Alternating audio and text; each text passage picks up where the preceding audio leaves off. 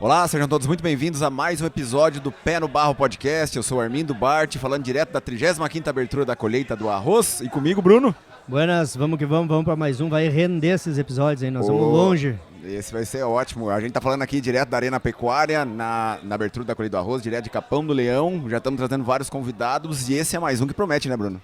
Promete. Nós vamos falar de um tema super atual, né?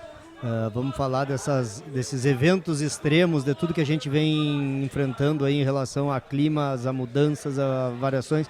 E aí a gente se permite a perguntar algumas coisas, dar uns bolaços, assim, né? Dizer alguma coisa, mas aí nós estamos com um especialista aí que vai estar falando para nós e é um tema super, super importante, né? A gente tem notado, tá vivendo isso na pele, estamos neste momento, né? Claro que o podcast é uma coisa que a gente escuta a qualquer momento, né? Em período. Mas quando a gente pega o histórico do Rio Grande do Sul aí nos últimos 5 anos, ele está sendo super atual, né? E o momento que a gente está vivendo isso em fevereiro de 25, né? Também passando por mais um momento extremo aí no que toca a questão de clima. E a gente está com o Marcos Leandro, disse que o sobrenome dele eu tinha uma certeza eu tinha que eu errar, porque é Carlos Miercher. É super simples. Marcos, satisfação estar aqui contigo. Marcos é engenheiro florestal e é especialista em eventos extremos, né? Vai contar um pouco da história. Obrigado por estar aí conosco, estar dividindo esse assunto que é super importante para quem trabalha, quem vive no agro. Obrigado, gente, pelo convite. Boa tarde, ou bom dia, ou boa noite a quem nos escuta, né? Já que não temos horário. Cara, mais do que nunca é atual, porque a gente tem vivido uma mudança cada vez mais intensa. E o que a gente costumou ali na área rural, meu avô fazia assim, meu pai fazia assim, meu tio fazia assim, já não é mais assim. Se nós pegarmos os últimos 30 anos, aqui no Rio Grande, vamos falar especificamente do Rio Grande do Sul, mas isso é basicamente um reflexo do Brasil inteiro. Quando nós pegamos os últimos 30 anos, tá, nós tivemos um aumento de 191% nos números de eventos extremos. Tá? Historicamente, o Rio Grande do Sul hoje conta com 45% dos eventos são estiagens e secas. O que é um evento extremo? Evento extremo é aquele evento que tem a probabilidade de não acontecer normalmente. Eu tenho um clima, entre aspas, normal, que previa ali chuvas em certas épocas, menos chuva em outras épocas, mais frio no inverno, mais calor no verão. Como a gente está tendo muito aumento de concentração de CO2 na atmosfera e as temperaturas estão aumentando, eu tenho cada vez mais água na atmosfera, essa água que subiu tem que descer, né? Preferencialmente ela deveria descer na época certa, na quantidade certa, não é o que nós temos verificado. Então esses eventos extremos eles diferem em termos de intensidade com que eu tenho. Uma chuva de 100 milímetros em 24 horas é 5 milímetros por hora. Vai dar um impacto na minha lavoura. Mas se esses 100 milímetros caírem em 1 hora, é prejuízo na certa, porque é um volume muito grande de água. Se eu tiver 2 ou 3 dias de muito calor, e o que significa muito calor? Ondas de calor são classificadas quando eu tenho, por exemplo, Capão do Leão, fevereiro, 28 graus seria o esperado. Eu tenho 31, 32. Mais de 3 graus acima da média normal de 30 anos, durante 3 dias consecutivos, configura uma onda de calor. Hoje é o 50º dia do ano, nós estamos começando a terceira onda de calor do ano. Está muito recorrente. Então, quando você pega esses eventos extremos, né, essas dinâmicas todas que aconteceram, aumentou 191%. Tá? A média brasileira foi 225, um pouquinho mais alta. A questão é que, no Rio Grande do Sul especificamente, ela está mais destrutiva. Porque enquanto a média brasileira aumentou 650% o número de habitações e edificações destruídas ou danificadas, aqui aumentou, pasmem, 4.519%. Aumentou 24 vezes. Aí, principalmente pelo evento extremo que a gente passou em 24. Exatamente, mas assim, nos outros anos também. Tá? Então quando eu pego assim, um período de 30 anos, de 94 a 2023, porque os números oficiais de 2024 estão saindo agora do Ministério do Desenvolvimento Regional. Mas você tem assim, se eu pegar os últimos 10 anos, quantos eventos teve? X. Se eu dividir pelos primeiros 10 anos desses 30, esse aumento é de, em média, 200%. Então, aumenta 200% o número de eventos, mas aumenta 4.500% o número de casas danificadas ou destruídas. E o impacto econômico aumentou 1.300%. Então, primeira leitura, está mais recorrente. Segunda leitura está mais destrutiva. Terceira, está mais abrangente, porque nenhum dos 497 municípios gaúchos deixou de ter um evento nesses 30 anos. Tá? Que isso vai dar de impacto? Dá impacto em tudo que respira, em tudo que faz fotossíntese, independente da lavoura, seja de soja, de arroz, de canola, de um pé de eucalipto, um pé de pinos, de pecuária de corte, de leite, suíno, aves e, logicamente, na população em geral. Quando você tem esses dados todos, a gente começa a fazer uma análise. Bom, como eram as normais então climatológicas do Rio Grande do Sul no período de 61 a 90? Por que esse período? O IPCC é o painel intergovernamental de mudança climática. Ele não cria informações, ele valida o que aí 8 mil cientistas do mundo inteiro analisam todos os anos, e esses dados que são validados servem para alimentar a COP no final do ano, as decisões da ONU e de cada país. Então não é o Marcos que está gerando esses modelos, são dados que estão disponíveis para qualquer um ir lá e transformar o diamante bruto na pedra refinada na aliança. Então quando você pega essas informações, você tem então um período padrão para comparar, 61 a 90. E existem padrões para ver o que vai acontecer. Tá? Então usualmente é 2040, 2070 e 2100. Vamos combinar que 2070 e 2100 é longínquo. É mais ou menos como a gente fazer analogia. Posso ir para a praia agora sábado?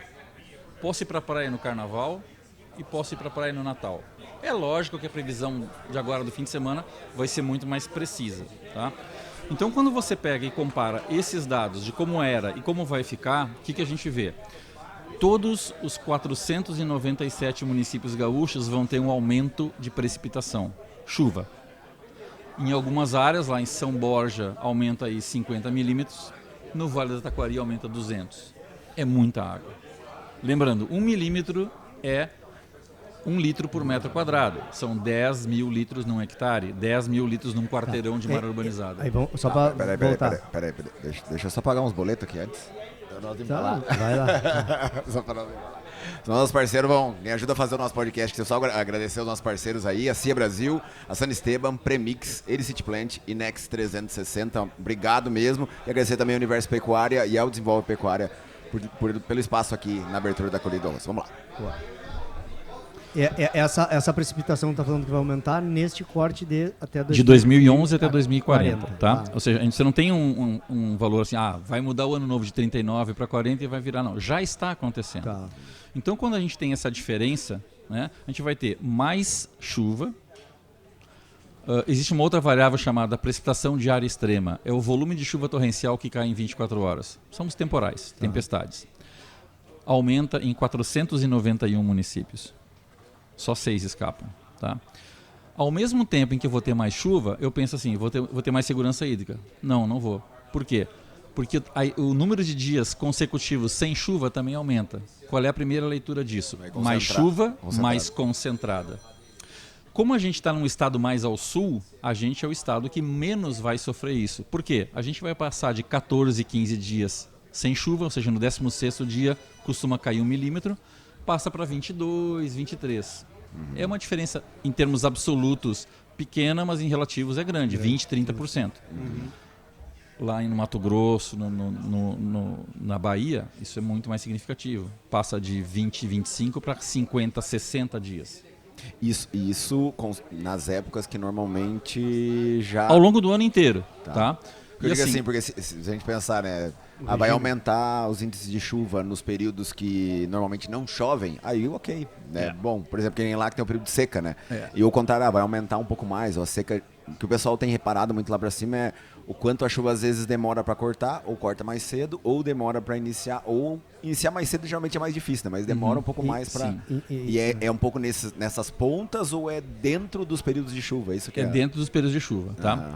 E aí assim, além então, vamos lá resumindo, tem aumento do volume de chuva, aumento do volume de risco de temporais, aumento da estiagem, aumento de temperatura máxima e o que a gente viveu essa semana, aumento de ondas de calor. Pra vocês terem uma ideia, Porto Alegre não é agro, mas né, para comparar. Porto Alegre usualmente tinha 38 dias de muito calor, passa para 78. É o dobro. Erechim. Isso 2040. Até 2040. Não é mudar sim, a chave lá em Já cima. está Tá? o que nós estamos vivendo hoje já é isso. Já é isso, estamos... tá? Erechim, não vai ser 80, vai ser de 90 a 100 dias. Se você pegar uma linha imaginária, assim, a BR-285 para cima, ela concentra em torno de 76% de toda a soja. Essa região vai ter mais de 2 graus centígrados de aquecimento, em relação ao que era em 61, 90. Tá? E isso vai ter um impacto, porque toda cultura tem uma temperatura ótima para funcionar. Eu quero vir para nós, e acho que só essas mudanças aí já, né, nós estamos no evento, deu uma palestra hoje, já um monte de gente começou a encaixar isso, né, no seu dia a dia, na sua situação, nas previsões de futuro. Mas eu queria voltar um pouquinho. Como que tu já falou assim, bom, tem os dados estão aí, como que tu chega como que vocês chegam, né, como é que tu chega, qual é o estudo para fazer para chegar nesta modelagem? Porque o que a gente ouve, eu acho que isso é importantíssimo assim, a gente colocar. Nós estamos vivendo um momento super polarizado, então a todo momento a gente tende a botar isso como uma questão política do governo A ou do governo B, e isso não acontece, ou isso acontece, né? Há pouco a gente brincava aqui da Terra, se ela é plana ou não, se está tendo aquecimento ou não, se está tendo mudança climática ou não. Então, assim, é como que tu chega... Não é ideologia. Não é ideologia. Né? Não é ideologia. É o partido. E aí, esta... Vamos lá. A gente tem medições de temperatura desde 1850 no mundo inteiro. Então, o padrão é comparar qual era a temperatura média global em 1850. Era de 13,62 graus. Por que ela é tão baixa? Porque está pegando a média de Cuiabá, do Alegrete, com a Sibéria, com a Alasca, com a Patagônia. Então, você junta isso, dá 13,62. Quando você olha um gráfico mês a mês, ano a ano, de 1880 até 2024... você vê o seguinte, tem algumas áreas em azul que você refiere o seguinte, foi 1 grau abaixo dessa média. E tem áreas em vermelho que é 1,6 acima dessa média. De 1980 para cá, não tem um único mês no mundo que teve um azul. E esse vermelho foi ficando cada vez mais intenso. Então, para que a gente possa entender a gravidade da situação, a gente levou 110 anos para aumentar a temperatura média global em 1,1 grau. 110 anos. Ela chegou então em 14,72 em 2020. Em 4 anos ela aumentou mais 0,52. Quer dizer, o que aconteceu em 110, metade disso aconteceu nos últimos 4. Então a curva de temperatura está fazendo assim. Ao ter mais temperatura, eu tenho mais evapotranspiração e mais evaporação. Os rios, os lagos, os oceanos. Então, vocês terem uma ideia, por que 2024 foi tão complexo em termos de temporais, tempestades, inundações no mundo inteiro? Não foi só no Rio Grande do Sul, não foi só na América do Sul, foi no mundo inteiro. A gente cruzou um limiar de 5% a mais de umidade no ar. Cara, isso são trilhões de metros cúbicos de água.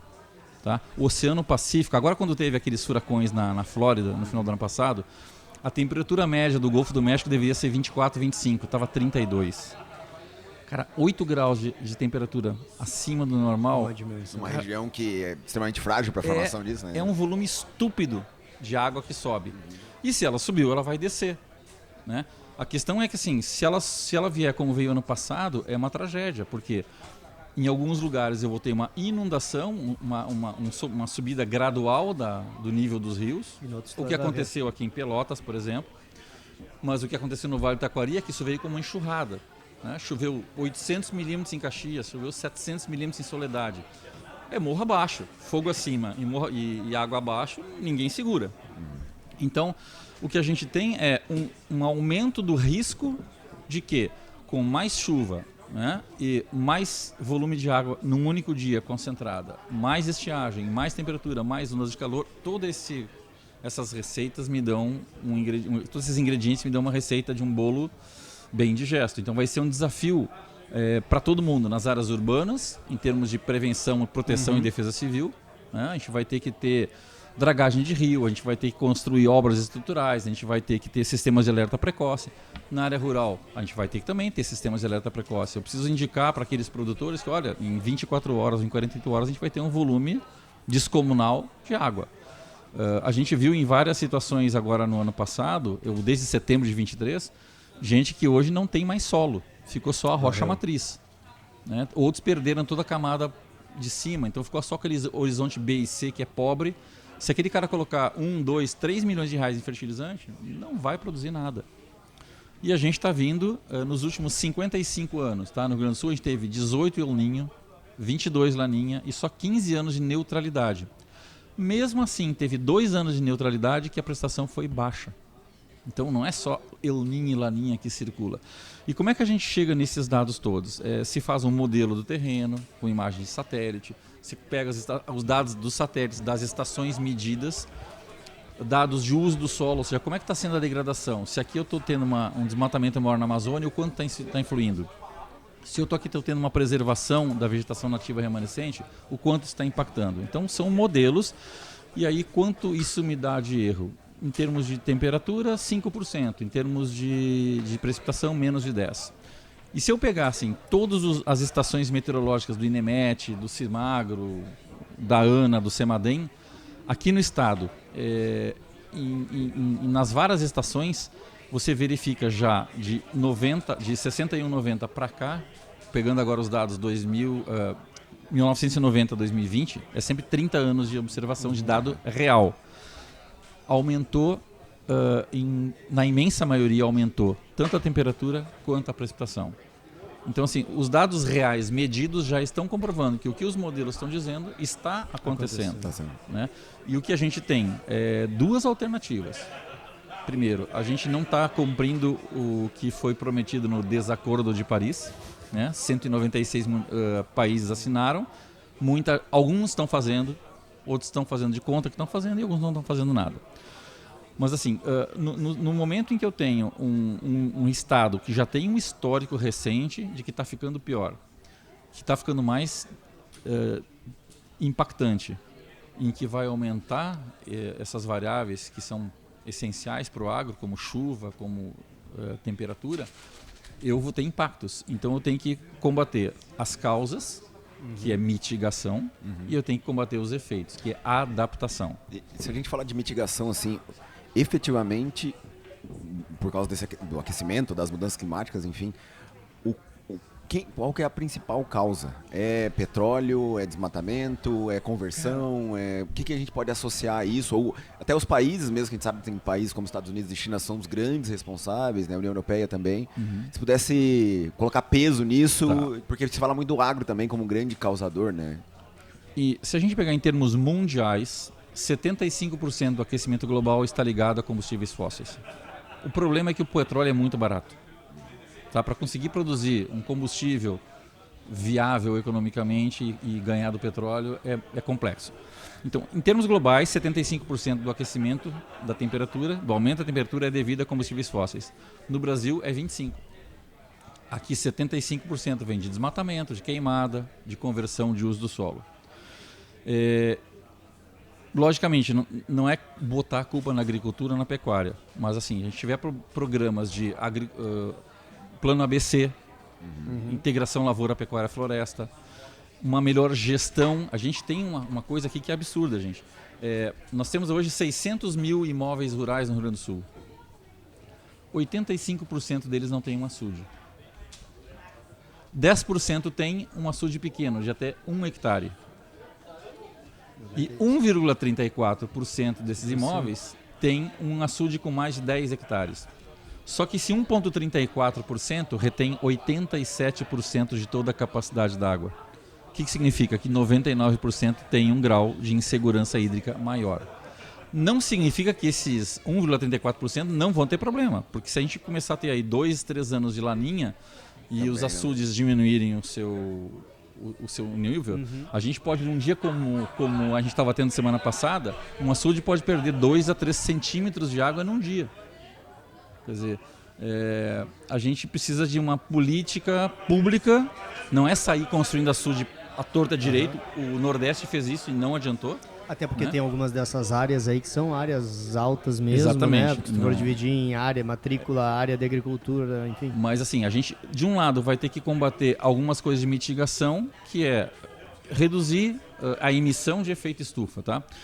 Fazendo um comparativo, 1 tonelada de CO2, ela fica na atmosfera por cerca de 100 anos, tá?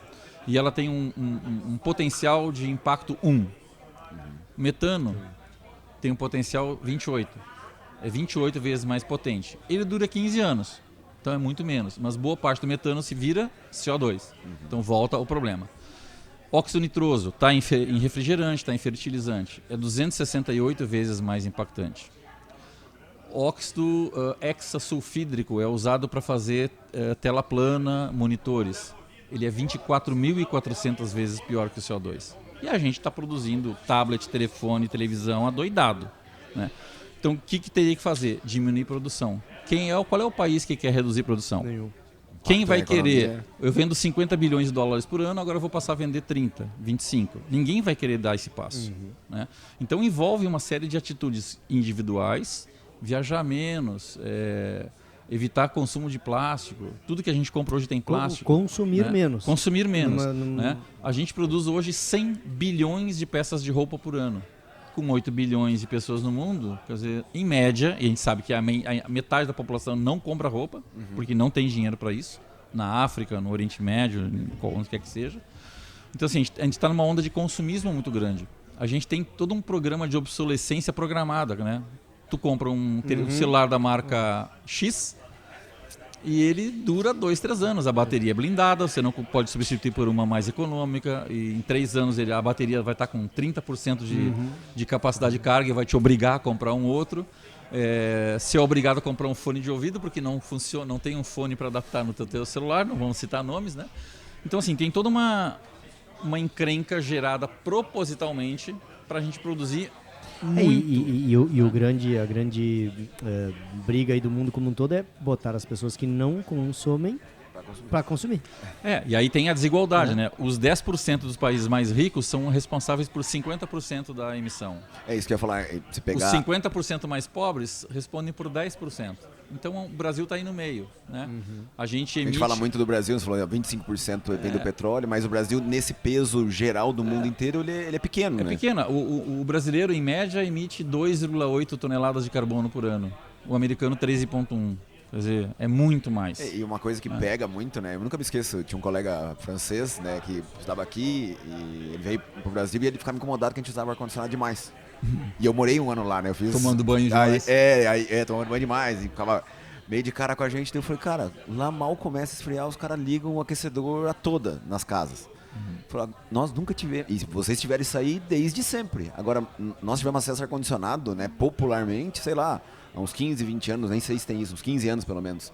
Então eu falei, como é que você vai frear um negócio que nós vivemos sempre num desconforto, num calorão muito grande, um país tropical, e agora que a gente tem acesso, vai dizer assim, não, agora não podemos usar.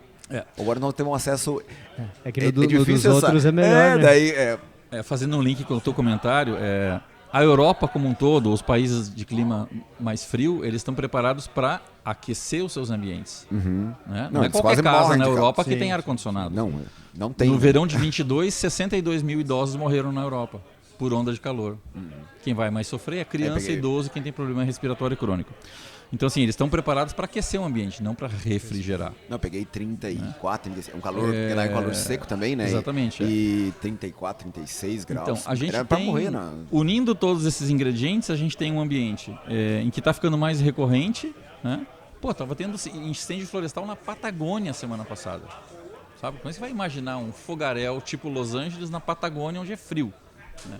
Então, assim, o que está havendo? Está havendo uma modificação das capacidades produtivas, né? Hoje, tem louco que fala que vai dar para plantar café em Santa Catarina, daqui a pouco. Eu ia falar nisso, né? Nos lugares, nas mudanças, o impacto disso na geolocalização das produções, porque isso a gente já está vendo essa mudança, né? Exatamente. A gente tem alguns estudos hoje que mostram, por exemplo, 1 grau centígrado a mais de temperatura máxima, poxa, Marcos, é só 1 grau. É 7% a menos na produtividade do arroz. É 5% na soja. Ninguém sabe quanto vai ser na uva, no eucalipto, na canola, na cana. Tudo está sendo estudado. Então, assim, vamos dar um exemplo que a gente conversou semana passada, Bruno. Vitivinicultura. Tá? Tem 17 municípios ali na Serra Gaúcha, Bento, Caxias, Flores da Cunha, Garibaldi, que são responsáveis por 44% de toda a uva produzida no Brasil. O que vai acontecer daqui até 2040? A chuva lá aumenta quase 200 milímetros. As ondas de calor passam de 39, 40 para 80, 85 dias. eu tenho aqui 2 ingredientes. Mais chuva, mais problema fúngico. Vai exigir uma aplicação mais recorrente de produto químico, videira, né? aumenta o custo de produção. Ondas de calor muito exageradas, elas provocam uma elevação da taxa de açúcar, o que é ótimo para produzir suco de uva, e provocam uma baixa acidez, o que é péssimo para produzir vinhos de boa qualidade. Então o que o pessoal vai ter que fazer? Cara, a gente precisa produzir novos cultivares mais tolerantes a mais temperatura, mais chuva, procurar microclima melhor naqueles morros todos. E assim, desenvolver uma cultivar às vezes 5, 10 anos. E aí tu planta, leva 4 para começar a produzir. O caso mais extremo é tu mudar de lugar. Exatamente. Então, ou ficar pouco competitivo ali, né? Tem outros lugares que aí tu vai migrar. Hoje você tem selos de origem. Então, por exemplo, para eu produzir... A França acho que está passando por isso com os vinhos, né? Sim. Porque já alterou. Para eu produzir um certo vinho ali na região de Garibaldi, 85% da uva coletada tem que ser plantada naquela região. Se diminuir para 80%, ele vai perder o selo. Então, assim, isso vai acontecer com a uva, vai acontecer em maior ou menor grau, qualquer coisa que respire vai ter efeito. Tá? Então, se a gente pegar aqui as principais culturas agrícolas do estado, milho é o que vai ter menos efeito, porque milho é uma planta C4, ela tem um mecanismo de fixação de fotossintético e de fixação de carbono diferente, então ela é mais tolerante à fotorrespiração, a aumento de temperatura. Mas os outros 4 não são plantas dessa categoria C4. Soja, arroz, trigo, fumo são plantas C3, que têm uma capacidade mais limitada. Né? As C4 se desenvolveram historicamente em ambientes mais áridos, então elas já estão milhares de anos de experiência nas costas, o impacto vai ser menor. Mas assim, eu costumo dizer que tudo vai ser impactado, mas umas menos e outras mais. E a gente vai ter que se preparar para isso, porque nós somos hoje ainda um estado, essencialmente o PIB vem de commodities agrícolas, né? E a gente vai ter que evitar essa quebra de produtividade, porque a primeira coisa que se faz quando se perde produtividade para manter a produção elevada é aumentar a plantada. Ou eu vou converter mais pampa, que é uma briga que tem, né, os ecochatos aí tem pego, ou desmatar mais cerrado, ou desmatar mais Amazônia lá para cima. Mas o fato de ter mais área não significa que eu vou ter aquela água disponível na data em que eu preciso, no estágio vegetativo que seria mais indicado. Né? Quer dizer, a gente tiver chuva essa semana, vai salvar parte da lavoura, mas tem lugar que já está irreversível. Né? E chuva demais também não adianta, porque é 8 ou 80. E assim, eu vejo que a gente vai viver aquela gangorra. Laninha, El Ninho, num ano lá de neutralidade, se a gente pegar os últimos 5, teve 3 Laninha, um El Ninho, agora outro Laninha. Fraco, mas assim, ontem eu levantei, nós temos 150 municípios gaúchos que estão não em estado de emergência ainda, 86 estão com estado de emergência, mas 150 que estão em efeito de estiagem seca. Isso dá um mega impacto na economia e assim, a gente fica patinando. Né? E nessa questão toda dos impactos, não tem nenhuma previsão que diga assim, o impacto vai ser positivo para a produção em tal país? Por exemplo, quem está falando, lógico, vai concentrar mais, mas talvez alguma produção, alguma cultura, porque você falou um pouco do exemplo do milho, do CO2, né? Porque um dos principais impactos é uma concentração maior de CO2, fotossíntese para esse tipo de planta melhor. Se a gente às vezes tem uma concentração e um ciclo curto, eu posso ter uma chance de produzir mais. Sim. Não tem essa previsão? A Rússia está dando pulos de alegria, porque eles vão ter várias áreas da Sibéria que vão se tornar áreas agricultáveis. A gente participou agora num evento da URGS com as universidades lá de Moscou, foi agora em começo de dezembro, e assim, eram cientistas de lá, cientistas de cá, empresas mostrando os seus trabalhos, e assim, nas áreas em que eles usualmente produziam, tá, o aumento de temperatura foi o dobro da média mundial. Então eles estão preocupados, porque em alguns casos, quando você tem muita temperatura, você tende a alongar, porque a planta, chegou 10 horas, está muito quente, vou me fechar, vou fechar os estômatos, reduzir a atividade fotossintética e vou religar lá pelas 3h30. Se eu começo a ter muitos dias disso, o meu estágio vegetativo estende, o meu ciclo total estende. Então na minha tese de doutorado, eu peguei 122 mil km² no Mato Piba, a gente achou algumas áreas, aqui tem que ter muito cuidado, tá? Algumas áreas que em alguns anos o cara vai ter que escolher entre plantar milho, safrinha ou soja, porque não vai dar para plantar os dois. O ano vai continuar tendo 12 meses e vai alongar o ciclo. Então, se eu alongo o ciclo, eu tenho um problema. Se eu encurto o ciclo, eu posso ter menor qualidade, menor produtividade, problema na floração, no enchimento do grão. Então, assim, cara, é muito desafio. Né? E a gente tem que começar a pensar nisso, porque não é de um dia para o outro, de um ano para o outro, que você reverte e adapta as coisas. Esse mapa já está pintado, ele está disponível, vamos dizer assim, porque o que a gente está vendo, pegando o que tu fala, é uma mudança geoespacial aí, né? Nós vamos ter que partir para uma migração, que obviamente tem todas as adaptações de variedades e trabalho nisso aí, que por ser indústria provavelmente nós vamos para esse caminho, porque isso rentabiliza, né? Eu trago uma semente nova, uma variedade nova, eu estou gerando, eu gero aqui do que eu fazer só uma mudança espacial. Mas eu já consigo pintar esse mapa hoje. Vai acontecer este eixo, então vou comprar uma, né, a conversa que teve de manhã aqui, vou comprar uma fazenda. Onde é que eu compro essa fazenda se eu sou um produtor de soja? Excelente pergunta. Eu tenho um mantra, né? Dado precisa virar informação, que precisa virar conhecimento, que precisa gerar uma ação. Senão não vai servir para nada. Se tiver 5 pessoas hoje no Brasil que saibam gerar essa informação, é muito. Tá? Até onde eu sei, eu acho que eu sou o único doutor nessa área no Rio Grande do Sul. Nós somos mais ou menos uns 20 no Brasil inteiro. Por que tão poucos? Porque o curso começou em 2019. Então a primeira turma, que foi a minha, saiu em 2023. Lá no Centro Nacional de Monitoramento Alerta de Desastres, junto com a Unesp. Tem muito pouca gente que sabe trabalhar com esse dado, porque é complexo. Assim, eu sou pré-histórico. Tá? Eu comecei a trabalhar com clima em 94. Eu fui delegado do Brasil no IPCC em 94. A reunião foi no Brasil, foi lá em Fortaleza, onde eu morava. E a gente fez a estruturação do que viria a ser a primeira COP, que foi feita no ano seguinte em Berlim. Né? Então, quer dizer, tem uma trajetória. E sim, você tem que ter muita experiência e muita bagagem de levar porrada, literalmente, para aprender o que dá para fazer, o que não dá para fazer, o que é impossível de fazer. Mas hoje a gente chegou num ponto em que assim, a gente tem muita capacidade computacional, IA vai agilizar muita coisa nesses próximos 5 anos. Tá? Então a gente vai ter modelos cada vez mais precisos. Né?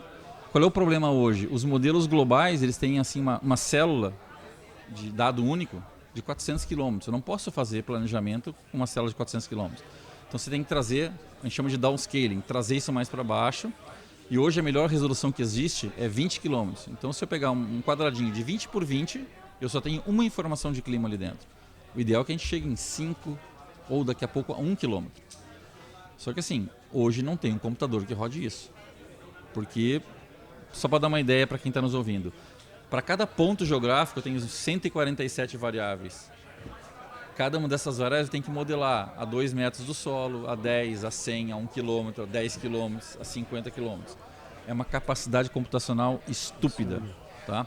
Computação quântica vai acelerar isso, grandes redes. E aí vem uma pegada. Né? Cada vez que a gente faz uma consulta de inteligência artificial hoje, num chat GPT, num Gemini, num DeepSeek, cada consulta que gera uma resposta de 100 palavras, ela consome 519 milímetros de água e 0,14 quilowatts. Eu vi isso. Então tu pega assim, ó, multiplica milhões de pessoas ou bilhões de pessoas no mundo usando inteligência artificial, o consumo de energia é estúpido, o consumo de água é estúpido. Tá? A gente está vendo aqui agora a estruturação de um novo data center em Eldorado do Sul. Tá? Ele vai ser 10 vezes maior do que o data center da empresa lá em São Paulo. Aquele data center lá de São Paulo consome toda a energia capaz de manter a região metropolitana de Brasília ligada. São aqui vai 3, 4 milhões de pessoas, eu acho, né? Aqui vai ser 10 vezes maior.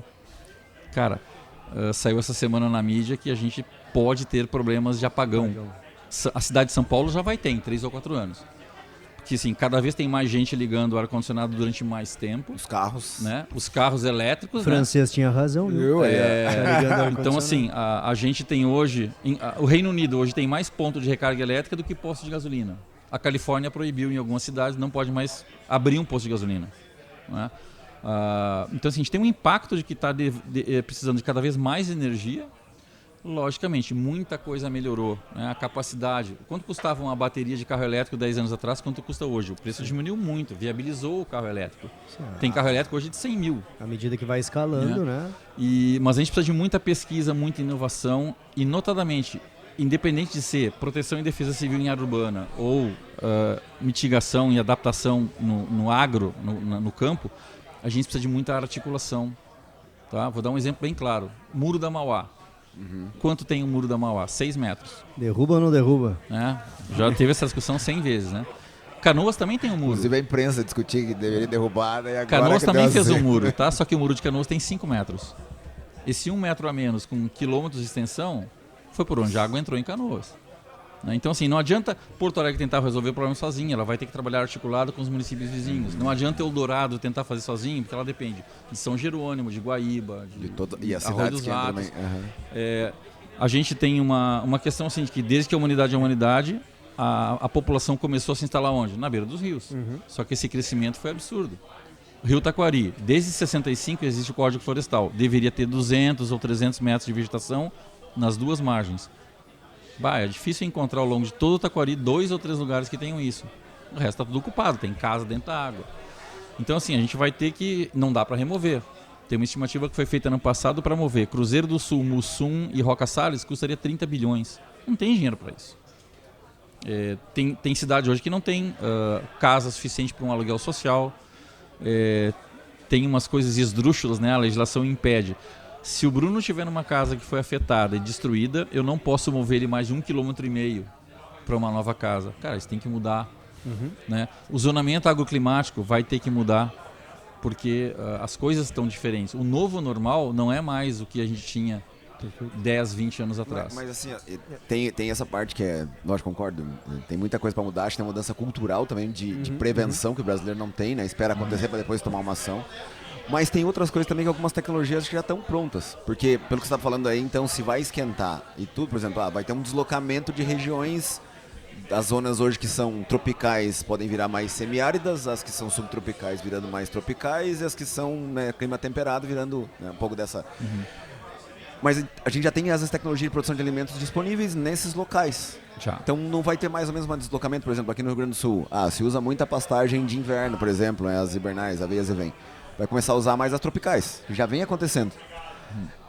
Não vai ter um pouco desse ajuste também? A turma da Premix já está anotando. Exato, é o pessoal com certeza.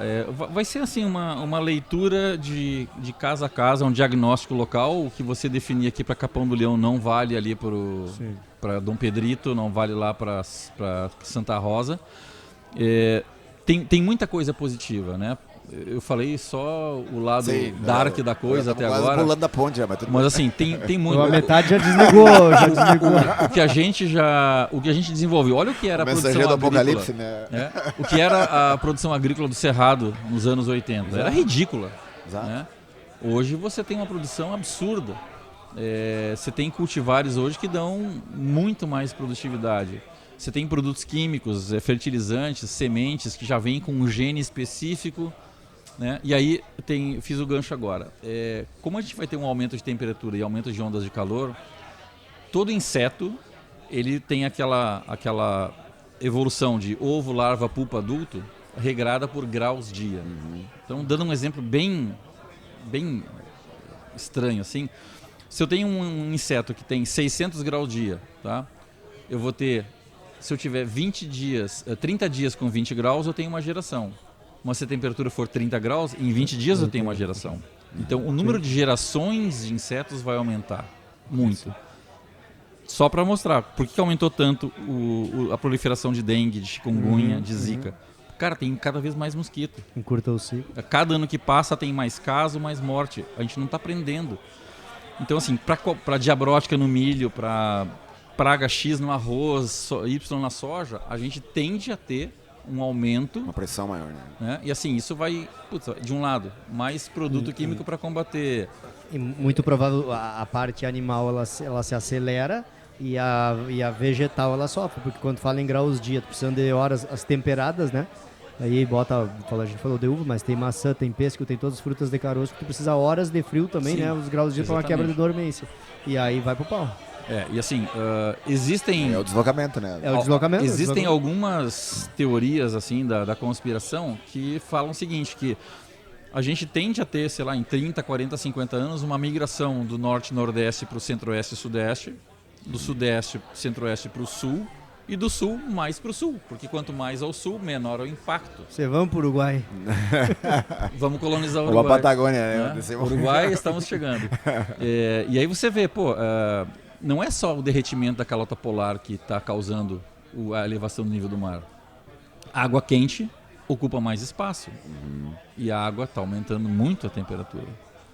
Tem cada vez mais acidez na água. Então tem, desde o impacto na biodiversidade, espécies que estão se extinguindo. E para cada 1 milímetro que aumenta o nível do mar, na teoria, 1 metro para dentro. Então, assim, a gente pode chegar no final do século com 80 centímetros a mais de água em Porto Alegre.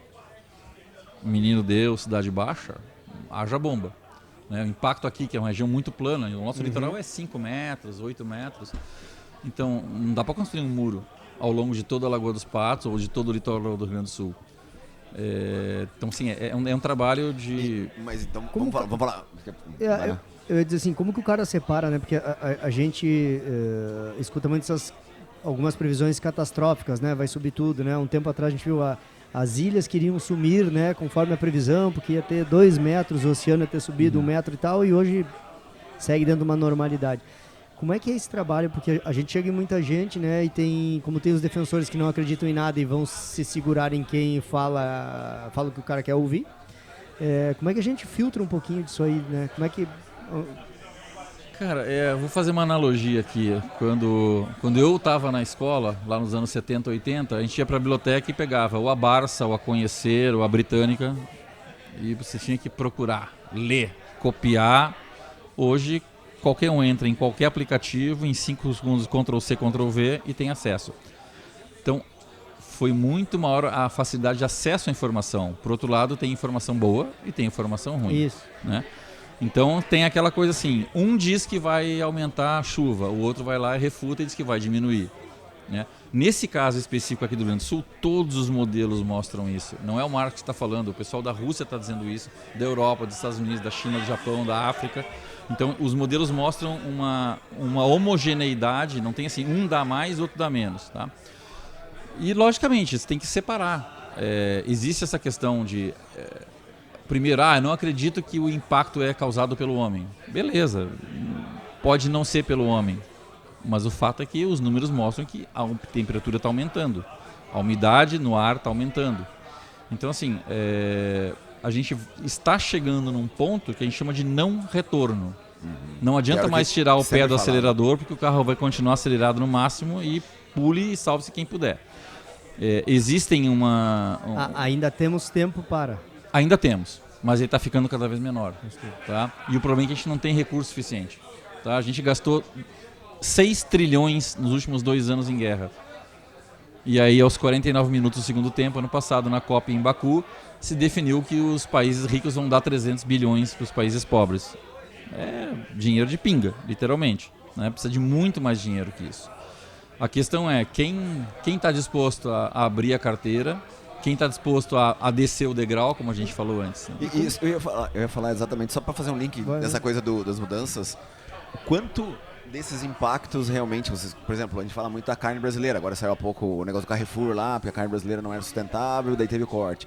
E depois a gente viu que voltaram atrás porque era realmente em relação ao protecionismo do mercado europeu. O quanto dessas notícias é realmente perseguição ou quanto é um jogo econômico? É possível mensurar isso ou não? O que você... Essa é a pergunta do show do milhão, né? Vale $1 milhão, $1 bilhão. Que é um House of Cards também, um pouco disso. Exatamente, né? Então tem pontos positivos, tem pontos negativos, tá? 3 anos atrás teve um escândalo com o Pão de Açúcar, tá? Que foi penalizado na França porque tinha comprado carne de algumas fazendas que tinham sobreposição com terra indígena. Tá?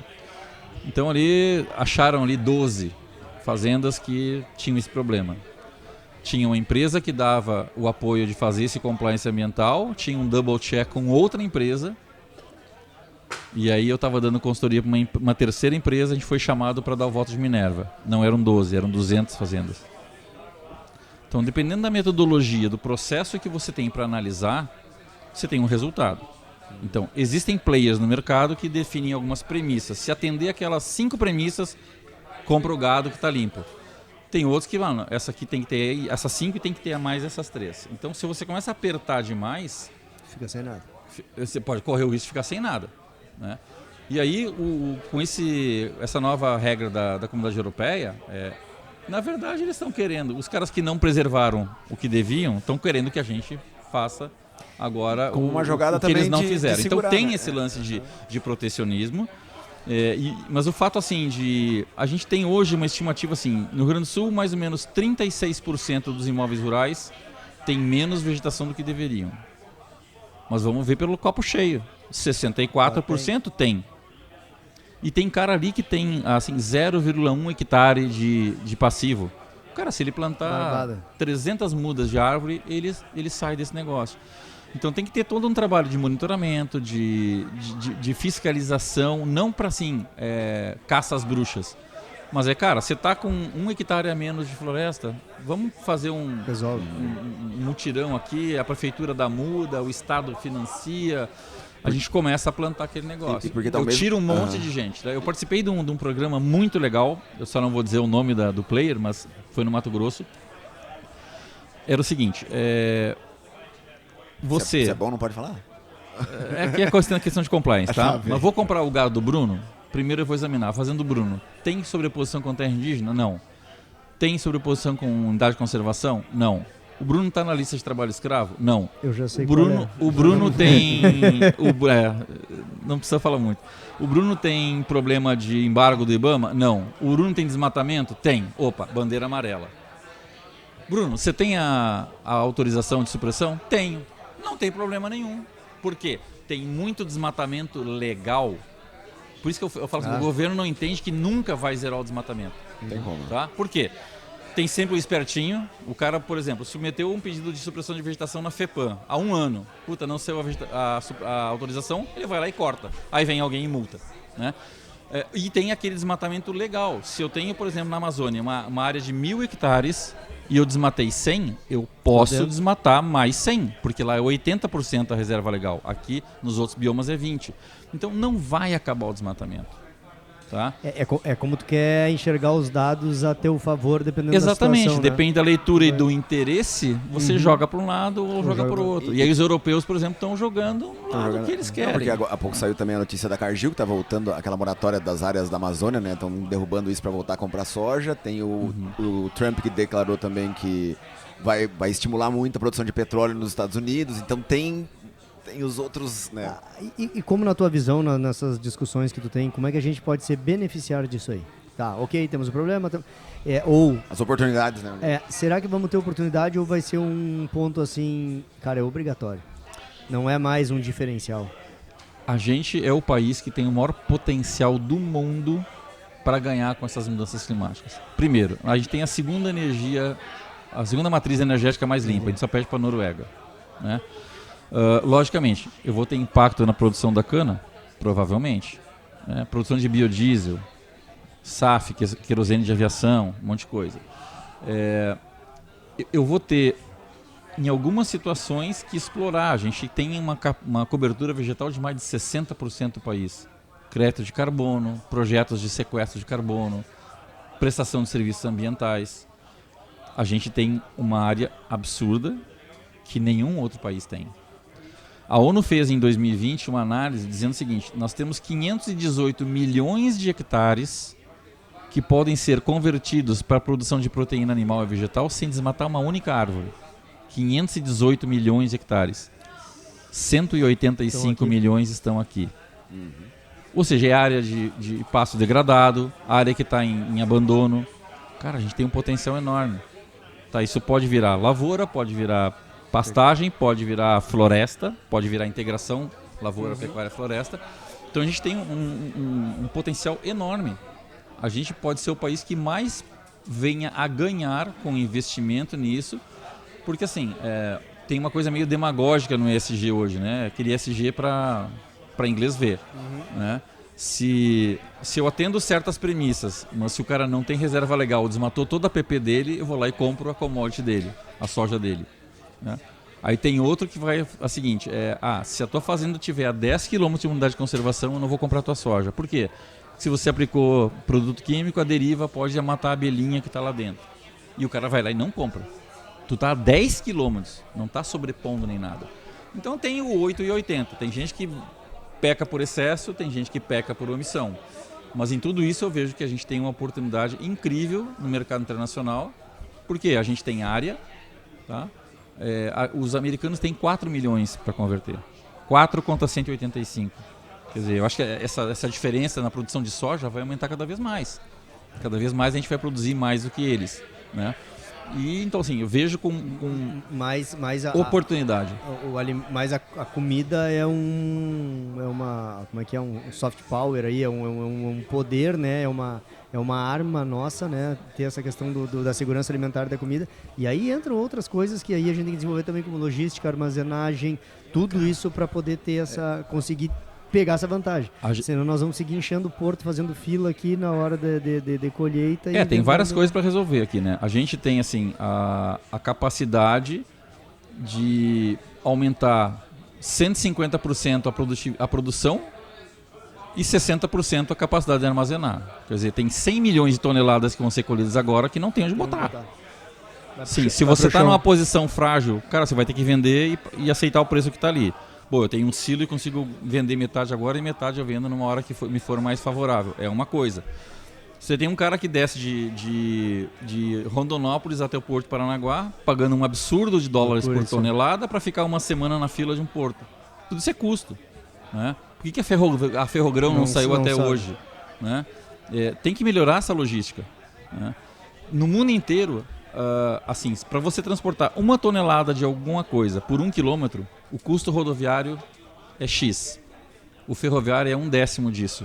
No Brasil ele é igual, porque tem uma prostituição do tráfego do transporte rodoviário e tem um custo absurdo do transporte ferroviário. Sabe, o cara sai daqui de Gravataí para levar um carro em Salvador. Isso podia ir de trem, cara, podia ir de navio, sei lá. A gente tem toda uma questão de otimizar custos, precisa de muito investimento em logística, né? Em 1958 tinha 12 ou 13 trilhos em Santa Maria. Hoje tem um. E eu nem sei se está funcionando. A MRV deve passar lá de vez em quando. Funciona. A Ferrogrãos não sai por pura jogada política aí que estão vendo travar que tu tinha. Tem lá Passa perto também, né? Mais ou menos isso, passa 10 quilômetros de uma reserva. 10 quilômetros, cara. Qual é o impacto que isso vai ter? Sabe? Muitos anos atrás, quando eu estudava no meu mestrado em São José dos Campos, no INPE. Como é que tu foi para essa área? Porque engenheiro florestal, e aí como é que tu vai? Para você trabalhar com engenharia florestal, você vai para 3 áreas. Ou você vai plantar, silvicultura, ou você vai para a área de manejo, que é como fazer a gestão, ou vai para a tecnologia da madeira. O que eu faço? Celulose, carvão, tal. E Santa Maria, onde eu estudei, era muito focado em manejo florestal. Para manejo florestal, você precisa de 2 coisas. Produtividade muito precisa. Quantos metros cúbicos por ano cresce esse negócio? E área. Porque eu vou multiplicar a produtividade por área para ter produção. Eu preciso de X mil metros cúbicos na porta da minha fábrica de celulose e eu tenho que cortar tanto a cada dia. E era, 1986, quando eu me formei, no milênio passado, tinha muito pouca tecnologia. Tinha um satélite. Hoje nós temos mais de 2.000. Tá? Então, é absurda a diferença. E eu acabei indo para lá para assim, eu vou enveredar por uma área, porque assim, vida de engenheiro florestal ela é complicada. É tipo médico quando se forma. Você tem 3 empregos e qualquer engenheiro florestal vai trabalhar 3, 4, 5 anos no meio do mato, isolado, até que ele consiga ir para uma cidade um pouco de civilização. E eu estava a fim de ficar num centro maior. Então eu fui para essa área para fazer esse mestrado. Naquela época, a Regis Bittencourt, que ligava São Paulo a Curitiba, era uma pista só. Aos poucos foi se duplicando e aí tinha um trecho ali de 40 quilômetros que não liberava nunca. Porque tinha uma árvore que tinha um casal de papagaio. Eu falei, cara, compra um apartamento triplex na Paulista, coloca o casal de papagaio lá e libera esse negócio. Né? Assim, é incompreensível esse trecho da 116 não está liberado, não está concluído até hoje. Uma 285, uma 290 sem duplicação. Quer dizer, você sai da Freeway, ou de um trecho da 386, que é outra que nunca termina, você tem assim um custo muito maior, risco. Quanto paga um caminhão hoje de frete? É absurdo. Né? Então a gente poderia ter esse mesmo número de motoristas fazendo last mile, né? Entregas mais curtas, não precisava pegar um cara que sai de Rondonópolis de carreta que vai até Santos ou até Paranaguá para desovar 30 toneladas de soja. Tem muita coisa para a gente fazer. Mas voltando à pergunta original, a gente tem espaço para ganhar em cima disso, que outros países não têm esse potencial, depende de vontade política. Aí que é o grande X, né? Esse é o... Porque muito disso também são obras de futuro. Mas deixa eu voltar. Aí tu vai... Aquela história, tu tava lá falando, tu resolve ir para esse lado, né? Por opção do que ficar em grandes centros. E aí tu entra como? Tu como engenheiro florestal. Sensoriamento remoto é a obtenção de informações sem contato. Então pego uma imagem de satélite e avalio. Tenho condições propícias para plantar aqui, para expandir, eu preciso, como agora, está se buscando áreas de fomento florestal aqui no estado, né? Se fala já num apagão florestal, em 3 ou 4 anos vai faltar matéria-prima para produzir celulose, nanocelulose e um monte de coisa. Até para lenha, por exemplo. Sim. Então hoje se busca quais são as áreas mais indicadas. Se eu for pegar e for fazer um plantio de 200, 500 hectares numa área de alto risco climático, como vai ter agora, eu vou dar um tiro no pé. Melhor fazer isso até ser 50 km mais longa, mas em termos de produtividade eu vou ter uma compensação. Então e aí depois veio a questão dos desastres, né? Eu sempre procurei tentar fazer um doutorado, mas eu terminei em 91, entrei na iniciativa privada, lá não interessa se você tem doutorado pós-doc, e nunca houve aquele, esse curso não queria fazer um doutorado por fazer. E aí quando eu estava dando uma consultoria no Parque Tecnológico de São José dos Campos, que fica na beira da Dutra, dentro do parque tem o CEMADEM e a Unesp. E aí os caras me criam um doutorado em desastres naturais. Eu falei, agora eu não preciso pegar um carro e ir para São Paulo, Campinas, Rio de Janeiro, BH. Então eu saí da minha sala, em 5 minutos eu estava na sala de aula, aí veio pandemia, foi tudo remoto. E assim, por uma congruência das coisas, acabei optando por uma área correta no tempo mais do que na mosca, assim, porque de 2022 para cá explodiu o número de eventos e assim, eles não são mais só de um tipo, né? Não é só inundação. A gente chega ao absurdo aqui no estado de às vezes ter 10 ou 15 municípios em estado de emergência por seca e ao mesmo tempo, na mesma semana, no mesmo dia, 15 municípios em estado de emergência por inundação, né? Eu falo assim, o Brasil é grande, você está chegando da praia em Porto Alegre, enfim, Uruguaiana, 800 km. Cara, tem que andar mais 800 km para nem sair do estado, né? Aí você vai para a Europa, 50, 100, 200 km você está no país vizinho. Então, assim, a gente tem um tamanho absurdo e isso, logicamente, gera, né? Administrar um estado pequeno é uma coisa, administrar um estado enorme, com diferentes facetas, é complicado, né? E uma coisa assim que... Falando um pouco de perspectivas, né? Muita coisa esbarra no governo. Então isso e eu estava falando assim, a mudança cultural que a gente precisa ter, porque boa parte dos políticos está preocupado com a próxima eleição. E aí as obras têm que ser de tiro curto, muitas vezes. E ontem a gente teve o pessoal aqui da TIM... Pouco estruturantes, E ontem a gente teve até o pessoal da TIM aqui falando um pouco das coisas dos produtores levar a própria internet para o campo, né? Para ter essas IoTs funcionando. E eles mesmos, não esperar o governo, vamos fazer nós. O quanto o produtor vai ter que se mexer para isso também.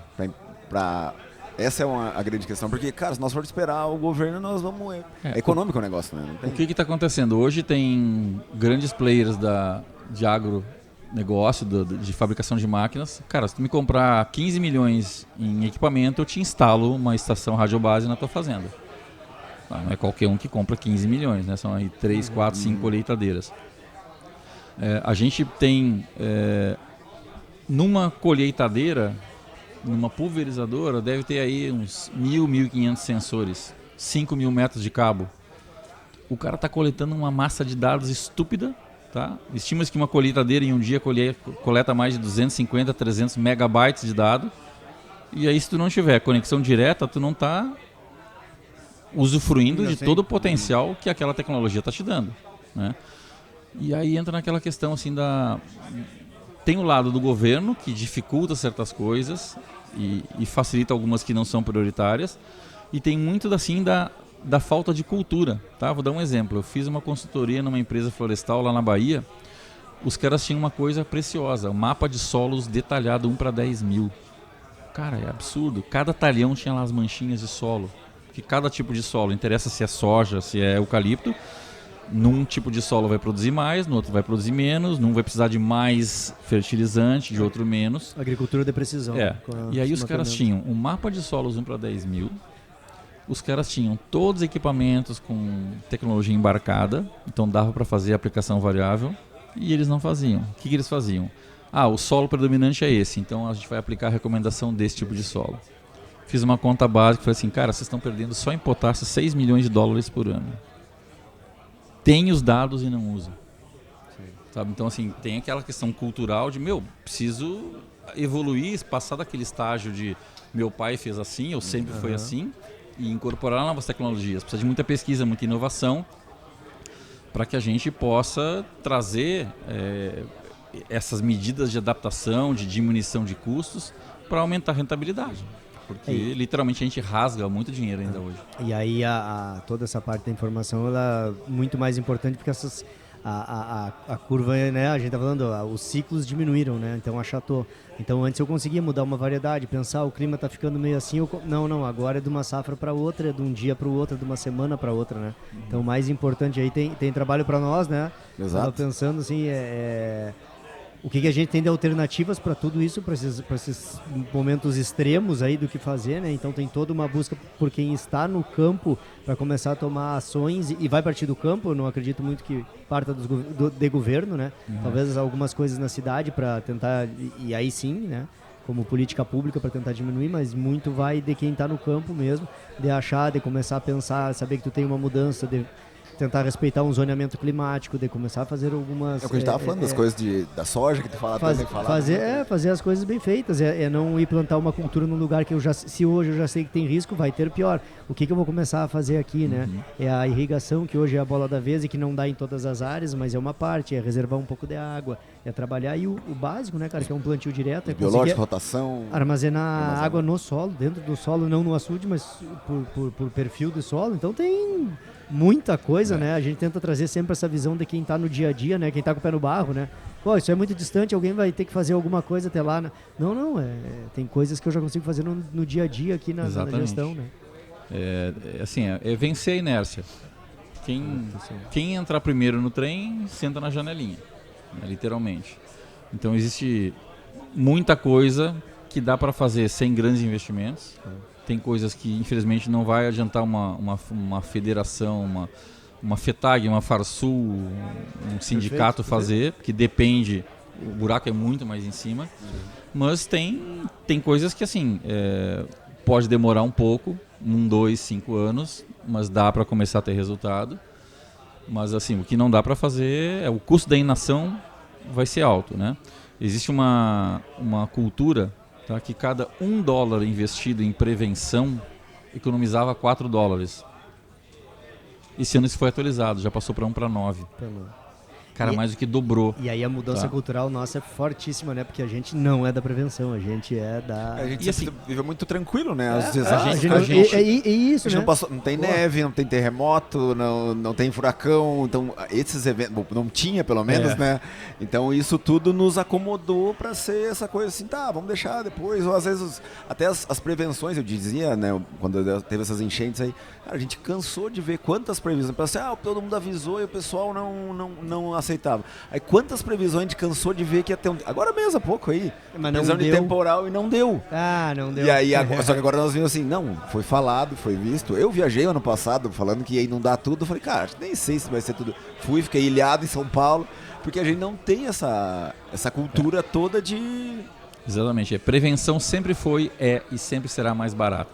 Hoje 95% do dinheiro que vem de Brasília é gasto em resposta, em reconstrução, né? E a gente precisa começar a reverter isso. E eu acho assim, que tem uma coisa que é fundamental, que investir em educação climática. Eu sou daquela época que era obrigado a fazer EPB, Estudo de Problemas Brasileiros. Não interessa se você fizesse medicina, ou engenharia ou educação física, tinha que fazer 2 semestres de EPB. Eu acho que assim, vai ter que começar a ter. Agora tem uns 4, 5 semestres para fazer. Ensino fundamental, ensino médio, vai ter que ter uma coisa de disciplina, de educação climática, como assim a gente precisa de educação financeira, né? Claro. Mas assim, tem que pensar nisso, porque tem uma história que eu gosto de contar. Em 2012 eu escrevi um termo de referência do que hoje é o Alerta Blue, que é o sistema de alerta precoce de Blumenau. É um dos casos mais famosos do Brasil. E como lá o relevo é muito movimentado, exigia a instalação de 11 estações de coleta de dados de pluviômetro, temperatura, vento e tal. E o relevo lá precisava de torres, então, de sinal de rádio para transmitir para a central. Então as empresas que submetiam proposta tinham que mandar uma visita técnica e o cara ir lá, dimensionar. Pô, aqui eu vou precisar de uma antena de 30 metros de altura, aqui pode ser de 15. E tinha um cara da prefeitura que acompanhava as visitas. E ele contava uma coisa muito interessante. Quando a colonização alemã começou, no século XIX, tinha muito índio na região. E eles estavam esperando um grau de conflito, que nunca aconteceu. Passou ali uns 40, 50 anos, quando surgiu um canal de comunicação, eles perguntaram assim, os alemães, né? A gente chegou aqui um tempo atrás e a gente esperava ter um conflito com vocês, né? O índio falou assim, a gente não tinha motivo para brigar com vocês. Vocês não ocuparam uma área nossa, vocês ocuparam uma área do rio. Porra, em 1850 o cara tinha essa percepção. Né? Quer dizer, eles já sabiam que ali alagava, então, se quer invadir, invade, azar é teu. Né? E hoje a gente, 200 anos depois, continua usando áreas que não devia. Né? E aí, nessa coisa toda, quem é que paga a conta maior? É o cara que é vulnerável. No ambiente urbano, é o cara que mora no morro, perto do córrego, que vai alagar e vai destruir. E aquela velha história, perdi tudo. Né? E na área rural, é o cara que não tem condições. Né? É o cara que não tem acesso à informação, o cara que não tem uma boa assistência técnica, que continua fazendo, por exemplo, o cara não respeita a declividade, continua plantando em linha, que vai gerar erosão. Pô, você leva aí 100, 200 anos para formar 1 centímetro de solo. Em meia hora a chuva leva. Quando eu descobri que tinha uma vila em Canoas, né, tinha uma vila dique, que ela foi construída em cima de um dique. Então, e até o próprio movimento, né, do Moinhos de Vento, foi muita gente na época da enchente acabou mudando para as áreas mais altas da cidade, o pessoal que tinha mais grana, né, e acabou desenvolvendo. Eu não sabia isso, fiquei sabendo há pouco. É umas coisas que a história depois vai contando os movimentos todos, né? Teu trabalho, para te encontrar, que tipo de trabalho tu presta hoje, para quem? Cara, eu trabalho muito com iniciativas de defesa civil. Eu entreguei agora em janeiro um diagnóstico de Florianópolis. A gente fez todos os 600 quilômetros da ilha. Quer dizer, como era o clima, como fica, quais são os problemas, o que precisa fazer. A avaliação de governança de defesa civil. E também trabalho com um diagnóstico climático ambiental de imóveis. Por exemplo, peguei uma fazenda lá no Piauí, 15 mil hectares, dissequei. O que existe de pontos positivos, pontos negativos, como é que fica o clima daqui a 15 anos, se o cara tem água subterrânea, se ele tem problema de sobreposição com outros imóveis. Isso te dá uma segurança. Cara, eu vou produzir soja aqui, mas vai me custar caro. E eu tô vendo que ali na esquina tá vindo um problemaço. Invisto ou não invisto? Não é olhar só o que está em cima, aparentemente. Exatamente, não é só o aqui e agora. Porque assim, tá mudando muito. Em alguns lugares isso está crescendo mais rápido, em outros mais devagar. A questão é que está afetando todo mundo. Tem uma coisa importante, eu participei de um evento no Tribunal Regional do Trabalho, em Porto Alegre, e foi comentado lá que todos os tribunais regionais do Brasil estão se preparando para uma avalanche de ações trabalhistas. Por quê? O Bruno trabalha numa fazenda que está a 40 graus, queimada o tempo todo, ficou insalubre. Se ele não ganha insalubridade, ação trabalhista. Então, assim, a galera está começando a se preocupar. Nisso... Assim, não começou a avalanche, eles estão prevendo que isso pode acontecer. E vai acontecer. Sim. Porque, assim, ano passado, naquela queimada absurda, a gente chegou a ter 162 miligramas de particulado em Porto Alegre. O máximo recomendado pela Organização Mundial da Saúde seria 20. Se em Porto Alegre estava 162, quanto estava em Cuiabá? Não, eu tive lá, eu falava Mais de isso aí, 600. Eu dava risada disso aí. Quando falava aqui, todo mundo, não, o pessoal de massa. Eu falei, cara, vai pra Cuiabá. Você sai de manhã cedo, você não enxerga um quarteirão na frente de tanta fumaça. De noite, você... Né, nós temos um colega nosso que mora lá, né, o gerente da CIA lá. Ele mora num prédio super alto. Você enxergava na madrugada os lugares de longe, assim, onde é que tava pegando fogo. De manhã era pura... Cinza, preto. Então é... Então é impacto. Joia. Já Ótima conversa, acho que serve como um alerta, né? Um puxão, acho que a gente tem coisa para fazer, muita coisa para fazer, ainda dá tempo, né? Tem que acelerar o processo. E tem que encarar como oportunidade, Bruno. Oportunidade. Sabe? Para quem está fazendo um trabalho sério, vocês podem resolver muitos problemas de quem está precisando desse apoio, dessa consultoria técnica, de mostrar o caminho certo para evitar que o cara dê um tiro no pé, que o cara tenha problemas de produtividade quando ele podia estar adaptando ou mitigando a área dele. E quando fala uma visão de 2040, né? Como dizer, é o final de semana, é logo ali, no agro a gente trabalha isso, sempre essa visão de longo, né? Pensa o seguinte, Bruno e Armindo, onde é que vocês estavam 15 anos atrás? Passou rápido. Os próximos 15 vão passar também, cara. Quando você vê teu filho cresceu, tá na faculdade, não existe mais videocassete nem CD, streaming. A evolução tecnológica é absurda e a gente tem que andar na toada da boiada, porque senão você vai ficar para trás. Claro. Bem isso aí, tem muita oportunidade. A gente mesmo que fala muito da pecuária, né? Já que os ambientes vão ficar um pouco mais áridos da chuva, a pecuária é uma baita oportunidade de melhorar a produtividade, tem os biológicos chegando aí, as rotações de cultura, tem muita coisa que já está palpável e isso bate muito também com a redução de custos, competitividade, que isso junta com o negócio e tem muita força. Tem muita oportunidade para frente aí, né? Para adaptação. Temos que mudar um pouco desse mindset nosso aí de achar que as coisas não vão acontecer porque a gente está sentindo na pele e partir para ação. Tem uma coisa que me chamou muita atenção na Expo Inter de 2023, eu vi na arena de pecuária lá, Estava num calorão, tá fechando o tempo, trovão. E eu tô olhando só de canto aqui de olho. Mas em 2023 eu ouvi uma declaração que me surpreendeu, que a melhor coisa da pecuária gaúcha naquela época era arrendar a área para soja. Sabe? Vou sentar no meu sofá, vou assistir Netflix a tarde inteira, vai pingar aquela graninha todo mês e eu não vou me preocupar com dólar, com carrapato, com não sei o que. É pesado ouvir isso. Aí você faz analogias com outras cadeias, com outros segmentos, cara... E hoje a gente está discutindo muito aqui, né? Como a pecuária vem para segurar a soja também, porque a soja em algumas regiões, aqui como a gente está, é marginal, é crítica e está sofrendo. Então como a pecuária vem para suportar, porque aguenta mais essa pancada, para suportar esse negócio. Assim, se eu vou investir, vou continuar produzindo... o menor risco possível é bem-vindo, né? Tem hoje áreas aqui no Erechim, em vários lugares, que assim, se você tentar fazer um seguro, você não consegue. Não é que teu prêmio duplique. O corretor diz assim, não faça, você significa muito risco para mim. E aí, assim, comparando aqui, a gente tem muito mais imóveis rurais com seguro no Rio Grande do Sul do que tem no Mato Grosso. A estrutura fundiária é diferente, o poder dos caras lá também é. Mas assim, se eu quero fazer um seguro e não consigo, né? A gente deveria ter gasto ano passado 3 bilhões de reais em seguro. O governo gastou 9. Não é à toa que a conta não fecha. Tá tudo mostrando, né? Então, fazer mais com menos, mas garantir rentabilidade. Não tem filantropia. Planta, ou cria e colhe e abate para ter dinheiro. Né? Então, e lembrando, como a gente ainda é um estado essencialmente de commodity agrícola, o impacto é bem grande. Né? Temos que ver tudo que pode ser feito para maximizar esse retorno e minimizar o impacto. Beleza. Boa. Ótimo.